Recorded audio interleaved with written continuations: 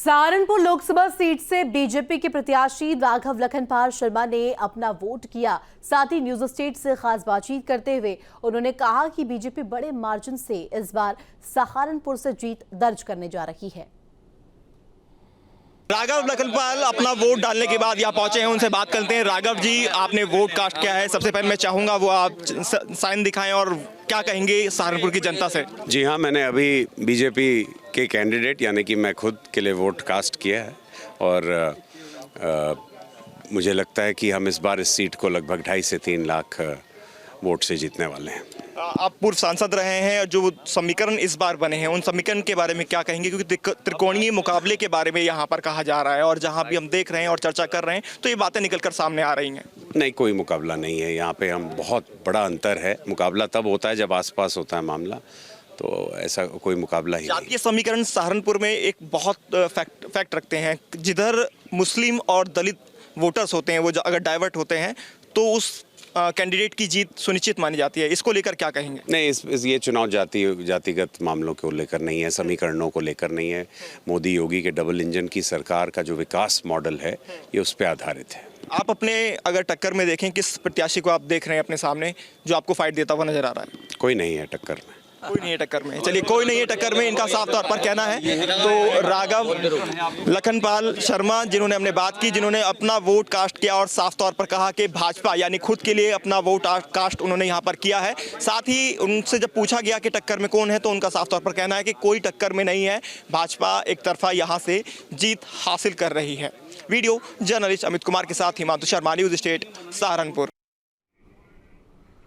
सहारनपुर में लोग अपने मत का प्रयोग करने के लिए घर से निकल रहे हैं। वोट डालने आए मतदाताओं के साथ बातचीत की हमारे संवाददाता हिमांशु शर्मा ने। इस वक्त हम सहारनपुर में मौजूद हैं। तस्वीरें आप देख सकते हैं, यहाँ आप देख सकते हैं कतार लग चुकी है पोलिंग बूथ पर और अपने अपने मताधिकार का इस्तेमाल करने के लिए जो जनता है वो ही अपने अपने पोलिंग बूथ पर पहुंच चुकी है। ये देख सकते हैं वोट इन्होंने कास्ट कर दिया। इनसे बात भी करते हैं। मैम, आपका नाम जानना चाहूंगा। मैं professor Manisha Saini, JV Jain college Saharanpur में मैं प्रोफेसर हूँ। आप प्रोफेसर भी हैं और प्रोफेसर का हक भी आपने बखूबी अदा किया है। पहले वोटर आप बने हैं यहाँ पर और इस बूथ की हम बात करें तो क्या कुछ कहेंगे मैम? ये जो कहा जाता है पहले मतदान बाद में जलपान, वही आपने निभाया है? बिल्कुल।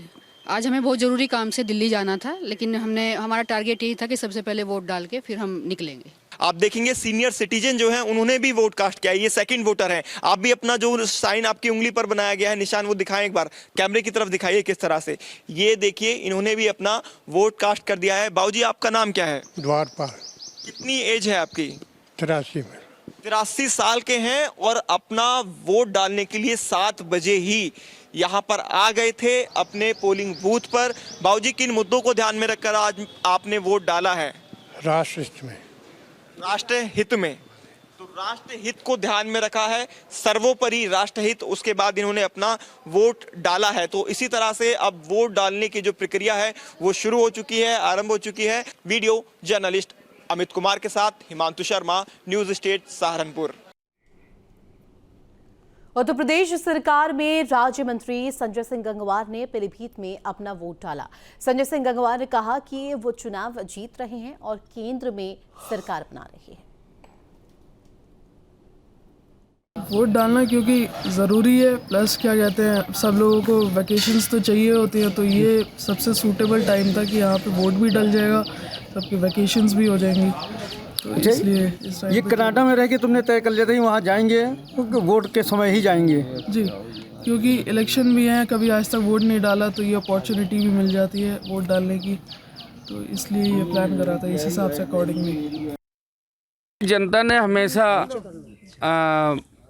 डबल इंजन सरकार के विकास के को पसंद किया है।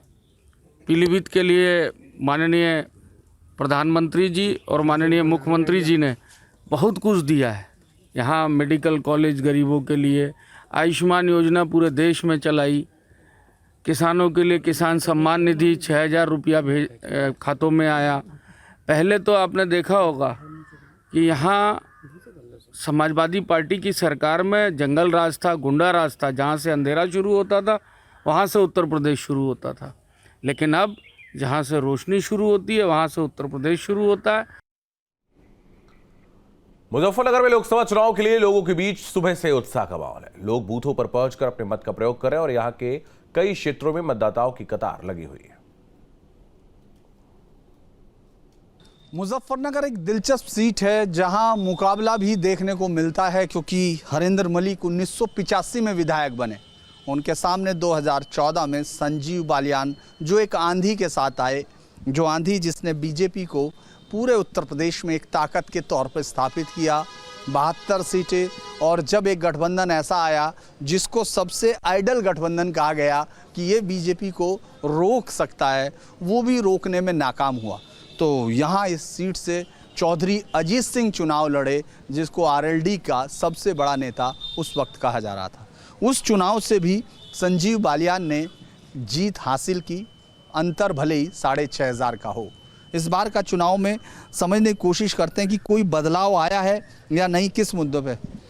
क्या नाम है आपका? प्रदीप। प्रदीप जी, हाँ जी। क्या है, कौन से उस पे दे रहे हो मुद्दे पे? मुद्दा बताना, बस ये नहीं बताओ किसको दे रहे हो। संजीव बालियान को। ये तो देखिए, नाम हम लोग नहीं पूछना चाहते, लेकिन कैंडिडेट से कई बार क्या लग रहा है, क्या चीज़ पे वोट कर रहे हो? क्या चीज़ है, मतलब विकास हुआ, नहीं हुआ, या क्या है मतलब? विकास हुआ है।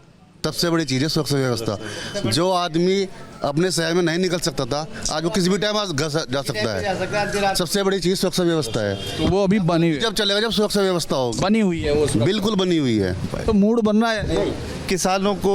तो देखिए, गांव की राजनीति है सर।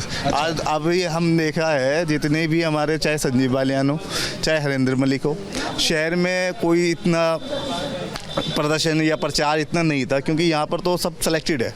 जिसको वोट डालनी है वो 2 साल पहले भी तय है, आज 2 साल बाद भी तय है। अभी हाँ, यहाँ कोई वो नहीं है। गांव की राजनीति होती है मेन।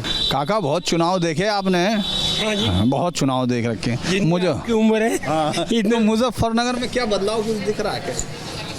कौन सा क्षेत्र ऐसा है मुजफ्फरनगर में जिसमें बदलाव नहीं हुआ? शिक्षा का बताया, सुरक्षा का बताया, महिला सुरक्षा का बताया, गृह सुरक्षा।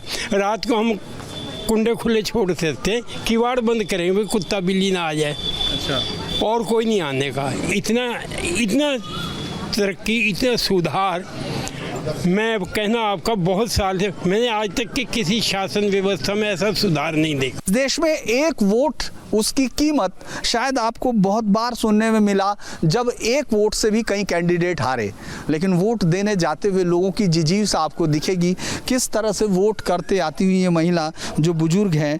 अच्छा, क्या हो रहा, काम वाम कुछ करा सरकार ने?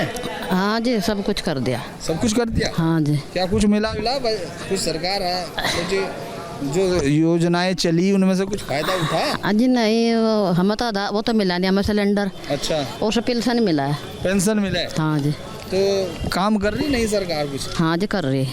चलिए फिर किसी और बूथ पर चलते हैं, ये देखने के लिए कि मुजफ्फरनगर का मूड इस बार कैसा है। Dhirendra Pundir, news state, Muzaffarnagar. और वहीं पीलीभीत में ऑफिसर कॉलोनी से निकास न मिलने से नाराज गांव बक्सरपुर में ग्रामीणों ने मतदान में भाग नहीं लिया। बूथ के बाहर तमाम ग्रामीण खड़े रहे। बताया जा रहा है कि सुबह से यहां भी अभी तक मात्र 2 वोट पड़े हैं।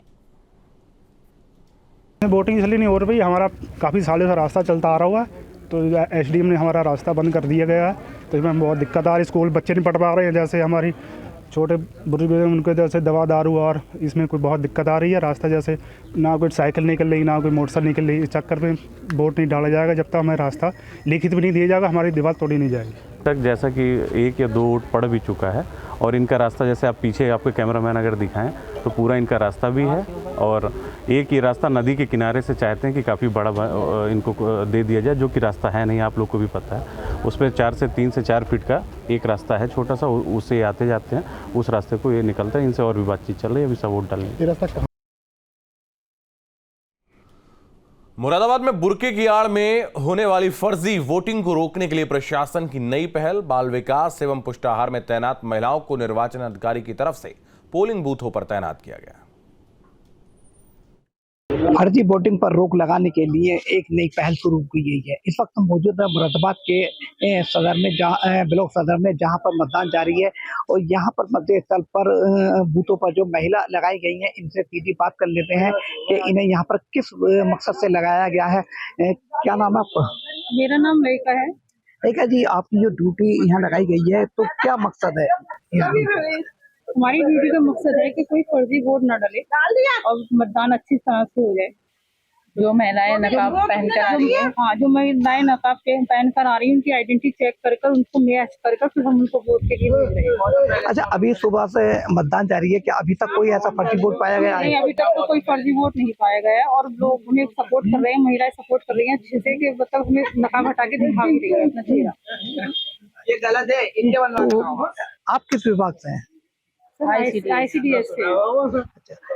ये बूथों पर तैनात ही महिला है लईका जी, इनका कहना है कि सुबह 7 बजे से मतदान जारी है, लेकिन अभी तक कोई ऐसा वोटर नहीं आया जो फर्जी पाया गया हो। कहीं ना कहीं इस पहल से फर्जी वोटिंग पर रोक लगना लाजमी है। मुरादाबाद से मोहम्मद इमरान, न्यूज़ स्टेट, उत्तर प्रदेश, उत्तराखंड। और ये लगातार मेगा कवरेज न्यूज़ स्टेट की जारी है।